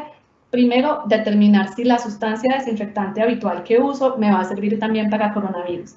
Si me funciona, pues sencillo, hago una sola desinfección. Si esa sustancia no me funciona, tendré que hacer 2 desinfecciones. Y hago mucho énfasis en esto porque el hecho de que un desinfectante sirva para otros patógenos no significa que va a servir para SARS-CoV-2, el virus que genera la enfermedad. Entonces, nuevamente, es suficiente con utilizar agua y jabón, pero entendemos que hay algunos procesos que no pueden llevar jabón, por ejemplo, los teclados de los computadores. ¿Qué hacemos entonces en estos momentos? Pues la Organización Mundial de la Salud y diferentes investigaciones científicas han dado a conocer esas sustancias que sí tienen efectividad comprobada contra SARS-CoV-2. Una de ellas es el listado N de desinfectantes de la EPA. La EPA es la Agencia de Protección Ambiental de Estados Unidos, pero es muy importante que ustedes aprendan a utilizar este listado, porque en él van a ver, como observan acá, unos ingredientes activos que tienen actividad no solo contra coronavirus, sino contra cualquier otra cantidad de virus. Y la EPA ha indicado que la forma correcta de utilizar esta tabla es la siguiente. El hecho de que ustedes aquí vean el nombre de un ingrediente activo no significa que todos los amonios cuaternarios van a servir. ¿Qué sustancia servirá? Específicamente la que en el listado diga que funciona para Human Coronavirus, porque podemos ver que hay varios tipos de sustancias y no todas dicen Human Coronavirus. Y además, no sirve cualquier amonio cuaternario ni cualquier proveedor. Es puntualmente el proveedor que aparece en este listado. Quiere decir que partiendo de nuestro ejemplo, en el cual recordemos que como universidad no tenemos ninguna preferencia hacia ninguna marca ni ningún proveedor, este es simplemente un ejemplo que ponemos para manifestarles lo que queremos comentarles. Aquí se observan algunos proveedores. Quiere decir que en este ejemplo específico, el proveedor que vende un amonio cuaternario que sirve para Human Coronavirus es este que tiene por nombre King Research, pero en el listado van a ver una cantidad importante de otros ingredientes activos y de otros proveedores. Entonces recuerden, si van a utilizar este listado, tienen que verificar que el ingrediente activo que les están ofreciendo realmente tenga efectividad contra Human Coronavirus, o que esté el producto químico, o que esté el nombre de la compañía que lo vende. ¿Qué pasa si tengo proveedores que me están vendiendo sustancias que aquí aparecen como ingredientes activos funcionales para COVID? Pues ustedes deberán hacer una verificación adicional en las fichas de datos de seguridad para corroborar y comparar si realmente esta composición química es exactamente igual a la del producto químico que les están vendiendo. Y algo fundamental de lo que no hemos hablado, el tiempo de contacto. Para que un proceso de desinfección contra SARS-CoV-2 sea eficiente, la superficie o el objeto tiene que quedar húmedo durante por lo menos 1 minuto. Es decir, que cuando asperjamos desde lejitos para que más o menos quede el químico en el ambiente, no estamos haciendo nada. Tenemos que garantizar que el objeto y la superficie va a quedar húmedo. Y en el caso de los amonios cuaternarios, la mayoría de ellos, el tiempo de contacto no es 1 minuto, es 10 minutos, la mayoría de ellos. ¿Qué quiere decir esto? Que usted debe aplicar la sustancia y esperar 10 minutos a que permanezca húmeda la superficie antes de poder removerla para garantizar que hay una eliminación del virus. Nuevamente, a nivel operacional, esto no es para nada práctico. Por eso es que decimos que los amonios cuaternarios tienen baja eficacia de manera generalizada en virus. Son muy efectivos en otros patógenos como bacterias, hongos y demás, pero particularmente en virus se quedan un poco cortos, aunque por supuesto tenemos excepciones. Por eso los invitamos siempre a revisar el listado para corroborar cuál de los amonios que ustedes tienen realmente sirven contra Human Coronavirus. En cualquier caso, no es que sea obligatorio utilizar esta tabla. Recuerden que simplemente pueden utilizar agua y jabón y con eso va a ser suficiente para desinfectar y limpiar cualquier objeto personal, el carro, la casa, la mesa, el celular, etc. Evidentemente sin que le caiga líquido a la superficie que no pueda ser mojada, como un computador o un aparato electrónico.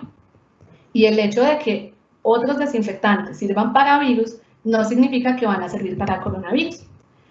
Finalmente, hay otras sustancias que también tienen validez comprobada contra COVID-19 y esas son contra SARS-CoV-2, perdón, y esas son sustancias cloradas como hipoclorito de sodio, específicamente a estas 2 concentraciones, o alcoholes al 70%. Fundamental, si van a utilizar hipoclorito de sodio, esta es una sustancia corrosiva. No pueden aplicarlas en superficies u objetos que sean metálicos porque se los va a corroer. Y mucho cuidado con el alcohol, porque esta es una sustancia inflamable. Tengan muy presente no aplicarlo cerca de objetos o superficies que tengan o que generen chispa, llama o calor para prevenir incendios. Y no es solamente el líquido, es también el vapor. En esta época donde continuamente estamos usando en mayor proporción alcohol, tenemos que estar muy pendiente que nuestro ambiente, nuestra área no quede impregnada de vapores de alcohol y que luego alguien vaya a encender alguna candela porque podríamos generar un incendio. Por eso siempre es fundamental revisar las fichas de datos de seguridad de todas las sustancias, las cuales por cumplimiento normativo tienen que estar actualizadas al sistema globalmente armonizado, de acuerdo al decreto 1496 del 2018. Y fundamental, por favor no vayan a mezclar sustancias químicas. Recuerden que es suficiente con utilizar agua y jabón, pero si definitivamente ustedes quieren utilizar otra adicional, primero deben secar antes de utilizar la siguiente sustancia. Secar y utilizar la siguiente. No vayan a mezclar sustancias químicas, porque podrían generar una reacción química. Miren la importancia que cobra en este momento el tener un poco de conciencia y de reconocimiento de cuáles son esos efectos que podrían tener las sustancias químicas de nuestro entorno. Habitualmente estamos rodeadas de sustancias químicas, particularmente en esta época de COVID lo estamos mucho más porque tenemos un proceso de limpieza y desinfección que debemos realizar de forma más rutinaria, pero en nuestra vida cotidiana los desodorantes que utilizamos, los shampoos, las lacas, todos los productos de aseo que utilizamos en nuestra vivienda, todos de alguna u otra forma van a generar algún efecto tóxico en nuestra salud. Entonces la invitación es, para finalizar el tema del coronavirus y de la presentación que teníamos el día de hoy preparada para ustedes, recuerden que pueden utilizar agua y jabón, pero si deciden utilizar otras sustancias químicas, es fundamental que ustedes comprendan cómo realizar el manejo adecuado de estas sustancias. Y esa información se las brinda las fichas de datos de seguridad, las cuales son unos documentos que tienen cada sustancia donde les orientan cuáles son esos mecanismos de prevención y actuación en caso de que se llegue a presentar alguna emergencia, nos menciona cuáles son los efectos en salud de las sustancias, cuáles son esos controles para mitigar el riesgo, por ejemplo, tener las ventanas abiertas, instalar un buen sistema de extracción y ventilación, y también muy importante que consideremos el medio ambiente. Estamos utilizando en mayor medida un gran número de desinfectantes que son sustancias químicas que pueden ser tóxicas para el ambiente. Entonces conviene que conozcamos cada uno de estos componentes a través de nuestras fichas de seguridad. Y nuevamente, en este momento lo estamos haciendo particularmente por el COVID, pero en nuestra vida cotidiana, alrededor nuestro, siempre vamos a tener sustancias químicas. Y ni hablar si además de ustedes ser estudiantes, también son trabajadores que trabajan en diferentes empresas o industrias que realizan procesos de soldadura, de pintura, de fabricación o que tienen que utilizar de alguna manera una sustancia química. Por eso es fundamental que ustedes realicen un proceso de identificar cuáles son todos los riesgos asociados a las sustancias químicas que puedan utilizar en su ambiente personal o de trabajo, y por eso cobra tanta relevancia la gestión del riesgo químico. Y precisamente esa es una invitación que tenemos para hacerle el día de hoy a todos ustedes. Desde nuestra seccional Pereira hemos dispuesto un diplomado virtual donde les vamos a enseñar a gestionar de manera efectiva el riesgo químico y a implementar ese sistema globalmente armonizado. Esto, como les menciono, es un componente 100% virtual a través de clases pregrabadas, lo cual significa que va a consistir en que un docente va a previamente grabar su clase y ustedes van a poder tener disponibilidad de verla en los momentos que ustedes lo determinen. Así vamos a evitar que por alta conectividad tengamos fallas en conexión si la hacemos en vivo, y también que no va a significar que ustedes van a tener que leer documentos para luego llenar un formulario, porque realmente siempre van a tener acompañamiento de un docente. Entonces, a continuación le voy a dar paso a mi compañera Andrea, quien les va a contar un poco más de esta estrategia que tenemos el día de hoy estipulada y esta invitación que tenemos para hacerles el día de hoy.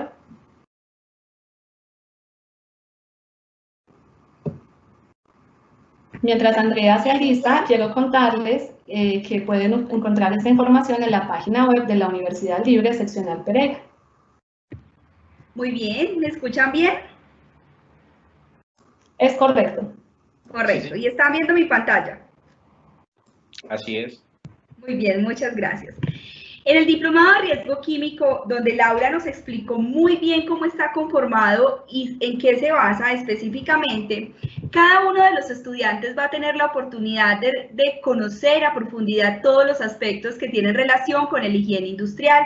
La higiene industrial es el método no médico para controlar los factores de riesgo respectivos a las enfermedades laborales.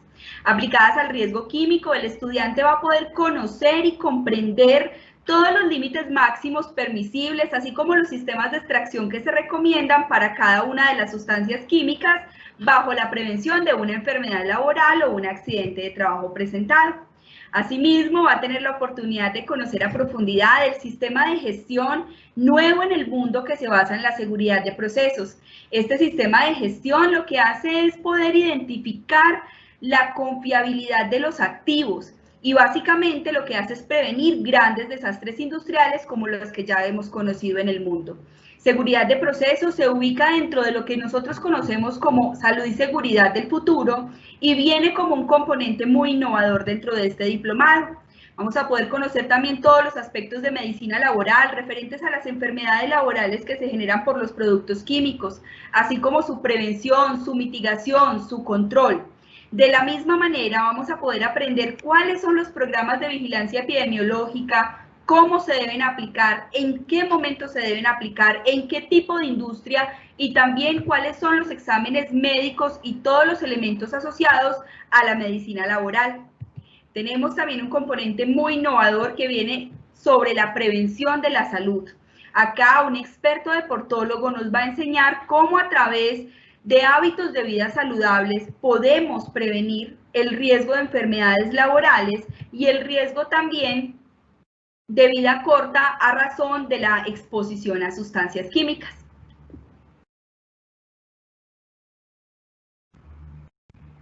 Le cedo la palabra a Laura.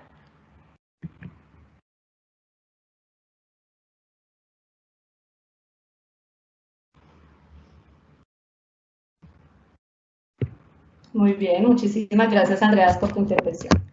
En este orden de ideas, entonces, quiero contarles que por favor los invitamos a que realicen nuestro proceso de inscripción, que es a través de nuestra página web unilibrepereira.edu.co. Igual aquí les dejamos los datos de contacto, el número que pueden contactar si necesitan mayor información sobre el contenido del diplomado, y la fecha de inicio del mismo será el 4 de julio. Esperamos contar con muchos de ustedes y que realmente se interesen por aprender a cómo gestionar ese riesgo químico, no solo dentro de sus organizaciones, no solo en sus procesos educativos, sino también a nivel personal. Entonces vamos a abrir en este momento el espacio para las preguntas.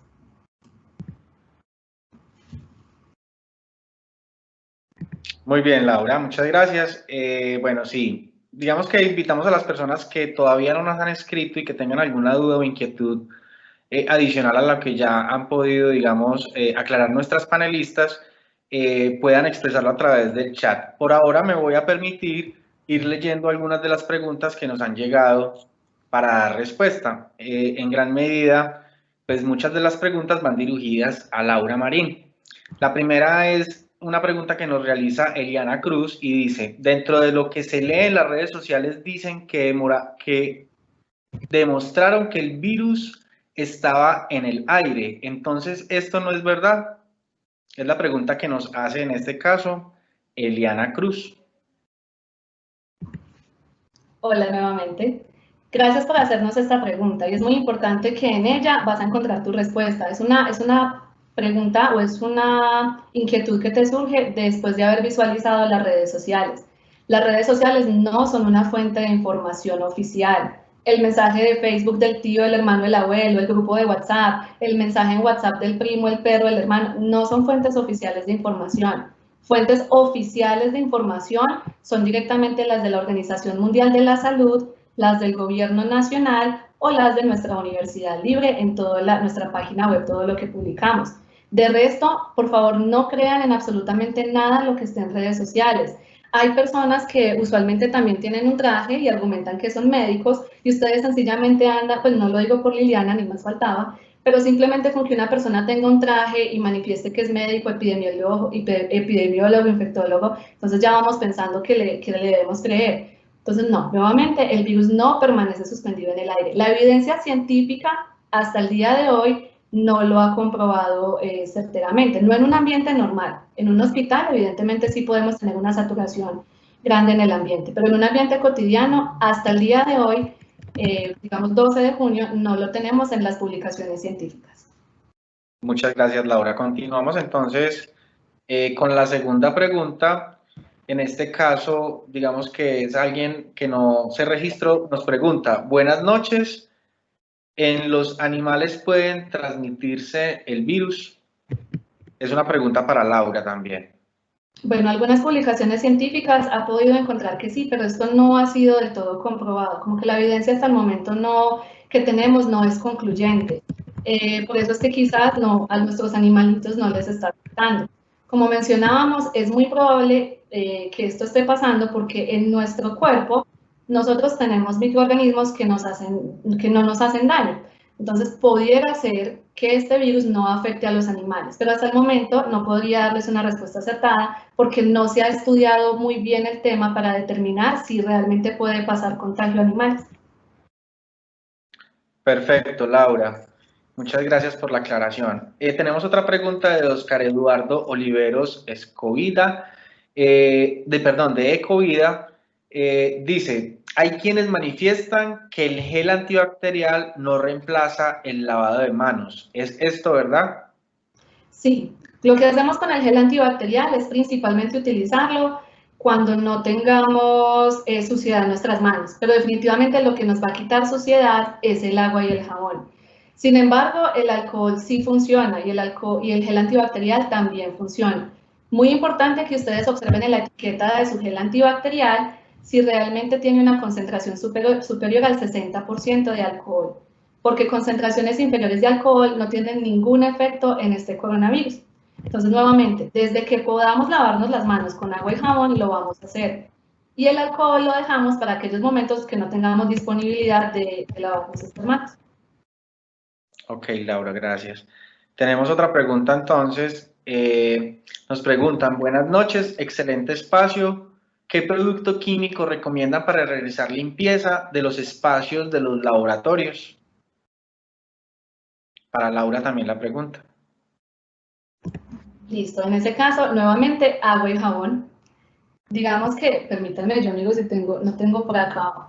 Ustedes simplemente, en un tarrito que tenga aspersor, van a preparar una solución jabonosa o van a preparar en una coquita agua con jabón, van a adicionar allí una esponjita y luego van a ir a desinfectar los mesones de los laboratorios o a limpiarlos con este agua y jabón. Y luego, ¿cómo remueven el jabón? Con un trapito húmedo. Nuevamente, no tenemos necesidad de utilizar sustancias químicas adicionales, particularmente en un laboratorio. Si no tiene nada que ver con componentes biológicos o riesgo biológico, no hay manipulación de animales, de bacterias, hongos, etcétera, células, no necesitamos hacer una desinfección adicional. Si simplemente un laboratorio de química será suficiente con agua y jabón. Perfecto, Laura. Tenemos otra pregunta. Dice, para el caso del uso de laboratorios, se suma además el riesgo inherente a la práctica y uso de otros elementos de protección personal. ¿Qué recomienda para estas actividades? Muchas gracias por esa pregunta, porque de hecho no lo tocamos teniendo presente que estamos abordando todo un tema de educación. Es verdad, aquellos trabajos o aquellas prácticas que requieran el uso adicional de otros elementos de protección personal, los tienen que seguir utilizando porque tenemos otros riesgos adicionales. En el caso de los laboratorios tenemos la exposición a sustancias químicas, por lo tanto es fundamental que dependiendo de la peligrosidad de la sustancia, tengamos el protector respiratorio adecuado.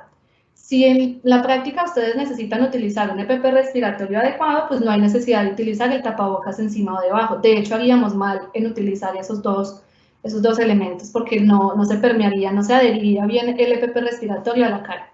Entonces, para concluir, tenemos que continuar utilizando los demás elementos de protección que así lo requieran cada una de las tareas que desarrollamos.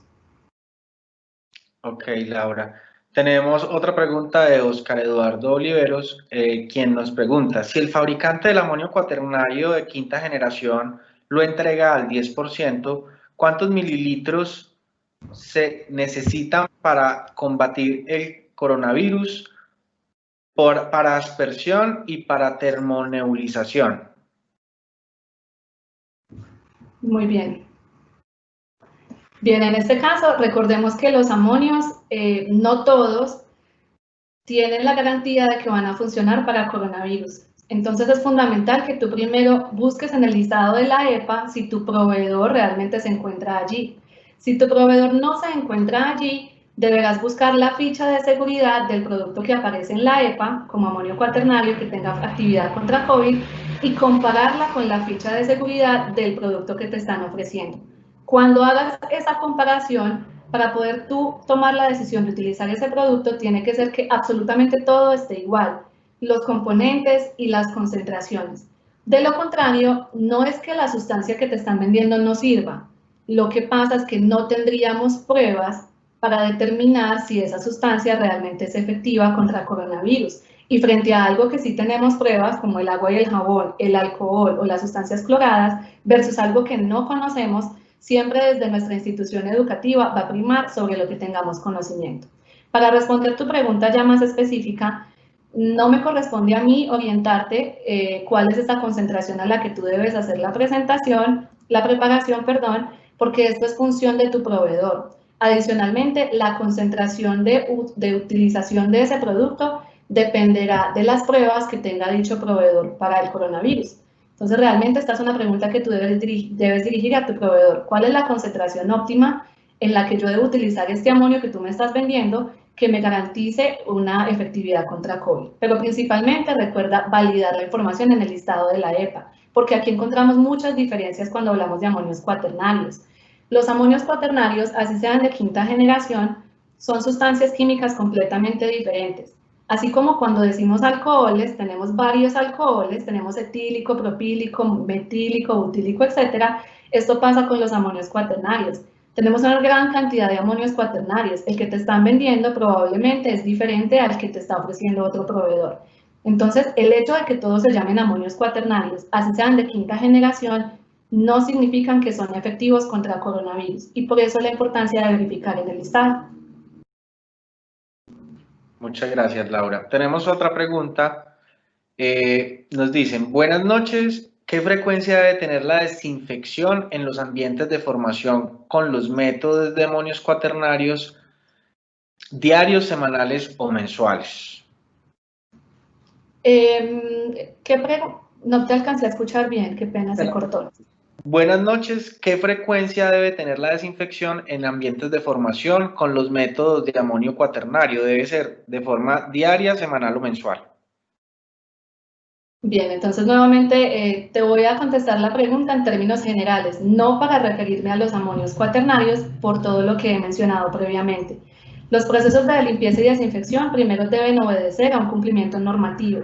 El gobierno colombiano ha estipulado que como mínimo los procesos de desinfección deben hacerse 2 veces al día, dependiendo de la actividad. Hay actividades que requieren un mayor proceso y frecuencia de limpieza y desinfección. Entonces, recuerden que si vamos a hacer procesos formativos, quiere decir que vamos a tener varias personas en un mismo ambiente. Es decir, que primero tenemos que garantizar que todos van a tener una distancia de 2 metros permanentemente durante toda la charla. Segundo, que todos van a tener el tapabocas puesto. Y es muy importante que si tú eres un administrativo, tengas muy presente que el gobierno colombiano ha estipulado que en los ambientes de trabajo no se pueden hacer reuniones que excedan más de 5 personas sin importar el espacio que tengamos. Muchas gracias, Laura.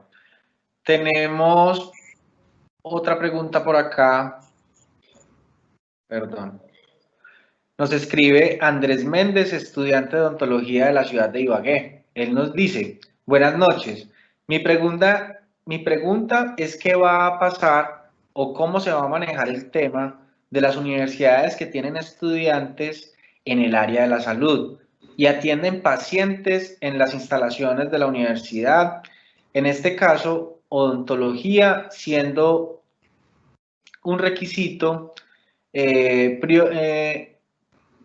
o prioridad para la práctica clínica. Qué pena que se vio un poquito mal ahí al final, no alcancé a leerla bien. Está bien.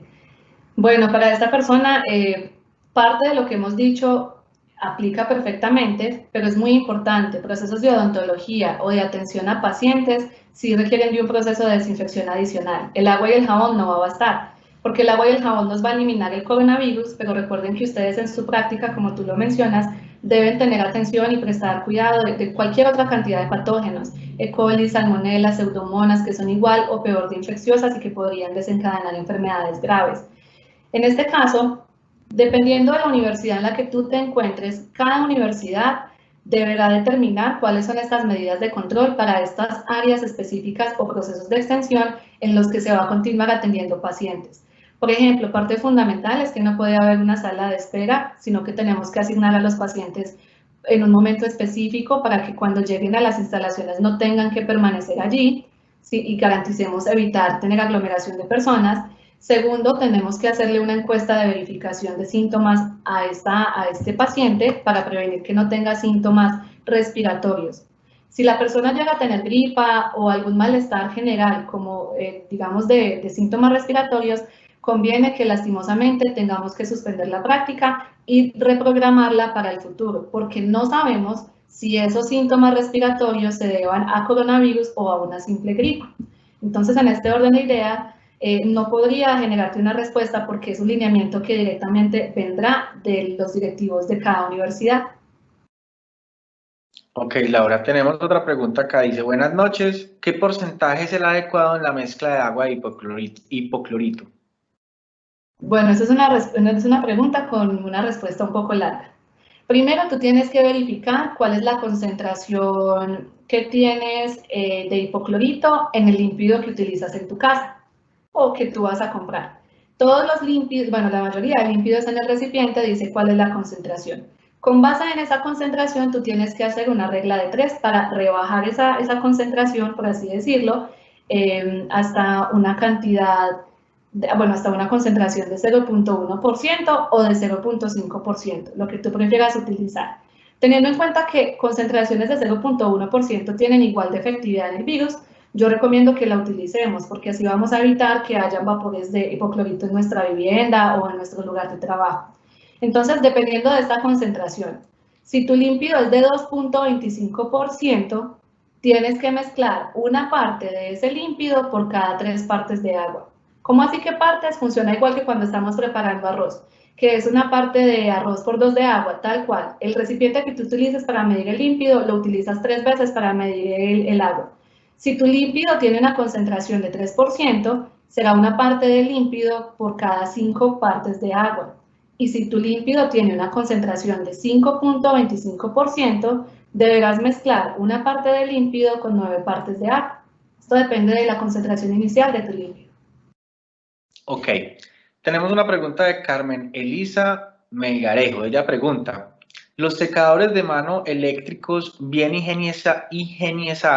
higienizados se pueden usar si no hay papel desechable?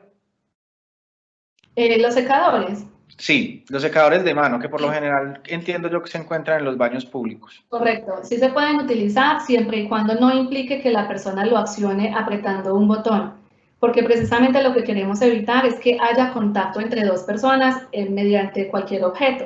Entonces, si el secador tiene que funcionar presionándole el botón, no se recomienda ser utilizado. Si es uno que funciona automáticamente cuando ponemos las manos debajo, sí es conveniente utilizarlo, teniendo presente que se debe desinfectar rutinariamente. Los baños en las instituciones educativas tienen que desinfectarse con mayor frecuencia. Ok, Laura, creo que no tenemos más preguntas en el momento. Creo que con esto le daríamos entonces finalización a este importante evento que pues, de una u otra forma se vuelve muy importante para la toma de las decisiones desde todo punto de vista.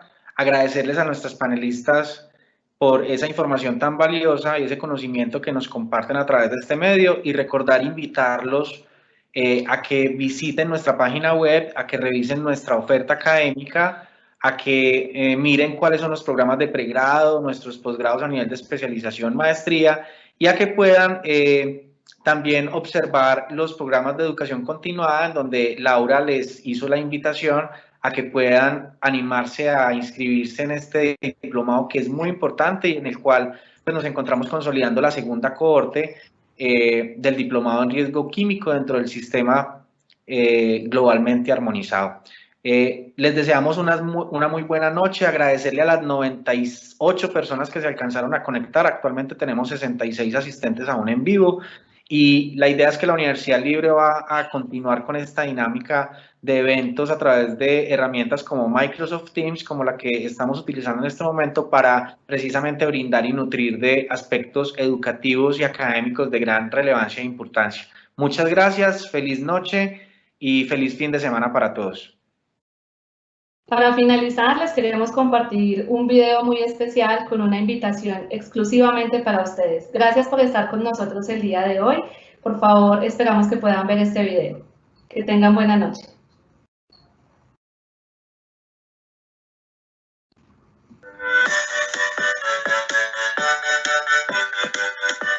Las propiedades físico-químicas, los peligros, las vías de exposición, los efectos en salud e incluso los órganos y sistemas que afectan las sustancias, así como los protocolos de actuación en caso de emergencia, van a variar de acuerdo a las características individuales de cada sustancia. ¿Cómo hacemos entonces la intervención de riesgo químico? En este diplomado te vamos a enseñar un mecanismo estratégico para que realices precisamente la priorización de tu intervención y puedas tener acciones efectivas para mitigar este riesgo. La seguridad de procesos es el sistema de gestión que nace como respuesta a los grandes desastres industriales del mundo y tiene como propósito la identificación y la valoración de los riesgos asociados al proceso. Podrás aprender cada uno de los capítulos asociados a la seguridad de procesos o PSM y su implementación en la industria. ¿Se han preguntado cómo realizar la medicina preventiva de trabajo para agentes químicos en la organización? Vamos a aprender cómo llevar un programa de vigilancia epidemiológico para agentes tóxicos, sean por agentes agudos o crónicos. Tranquilos, vamos a aprender sobre eso y mucho más. En nuestro módulo lo que vamos a hacer es establecer conocimientos para que a través del ejercicio y la alimentación evitemos la acumulación de sustancias que son tóxicas, que a lo largo del tiempo van a ir en contra de nuestra salud, van a ir en detrimento de nuestro rendimiento, y todo esto lo vamos a hacer a través de una clase en vivo. Vamos a hacer ejercicio y van a conocer cómo sus hábitos les pueden ayudar o pueden empeorar su salud. Así que todo esto lo van a aplicar en los casinos, en espacios donde ustedes puedan trabajar con los empleados y enseñar a la gente a enamorarse del ejercicio, así que no se lo pierdan. Esperamos poder contar contigo en nuestro diplomado y puedes buscarnos en la página web de la Universidad Libre o contactarnos a través del correo diplomadoriesgo.pi@unilibre.edu.co o a mi número telefónico 314-664-8209. Les pido excusas, tuvimos un pequeño problema técnico aquí para poderles transmitir el video. Sin embargo, a las personas que amablemente nos compartieron sus correos, pues les haremos el envío del mismo para que puedan verlo de mejor manera. Laura, te doy paso para despedir el evento. Muchísimas gracias a todos ustedes. En este momento vamos a intentar volver a compartirles el video porque realmente queremos que ustedes lo puedan observar. Esperamos que esta vez sí nos pueda funcionar este video. Y nuevamente agradecerles por su presencia, por todas las inquietudes que han tenido. Esperamos realmente contar con su participación en nuestro diplomado Gestión del Riesgo Químico, el cual inicia el 4 de julio y cuya fecha límite de inscripción y pago es el 23 de junio. Muchísimas gracias. Vamos a continuación entonces a ver el video.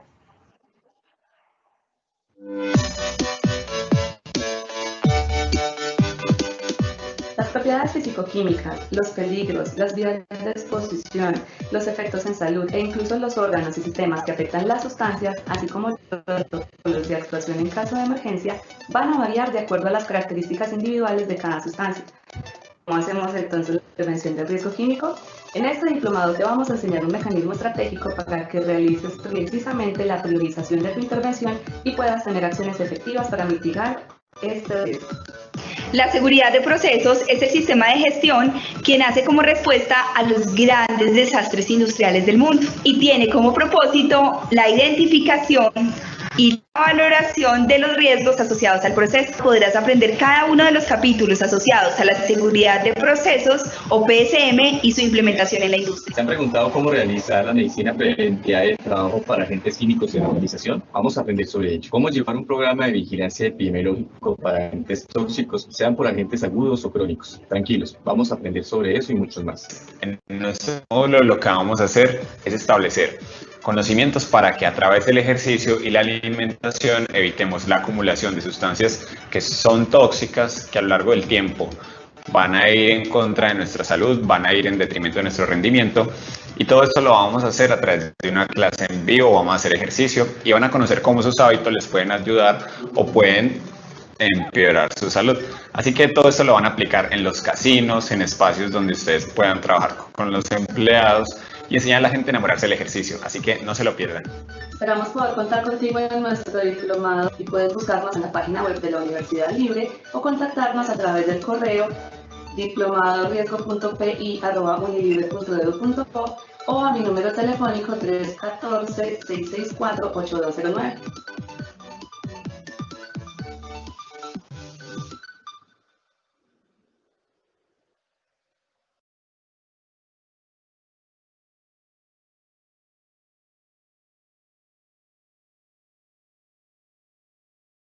Bueno, es así entonces como damos finalización a este evento. Agradecerles nuevamente por su compañía y nos veremos en un próximo espacio. Recordarles la importancia de que visiten la página web, que sigan nuestras redes sociales para que se enteren de los eventos a futuro que vamos a realizar para todos ustedes. Gracias a Jorge Tavares por estar ahí pendientes de la parte técnica, a nuestras panelistas por esta información tan valiosa y a todos ustedes asistentes por acompañarnos hasta el final de este evento. Que tengan un excelente fin de semana.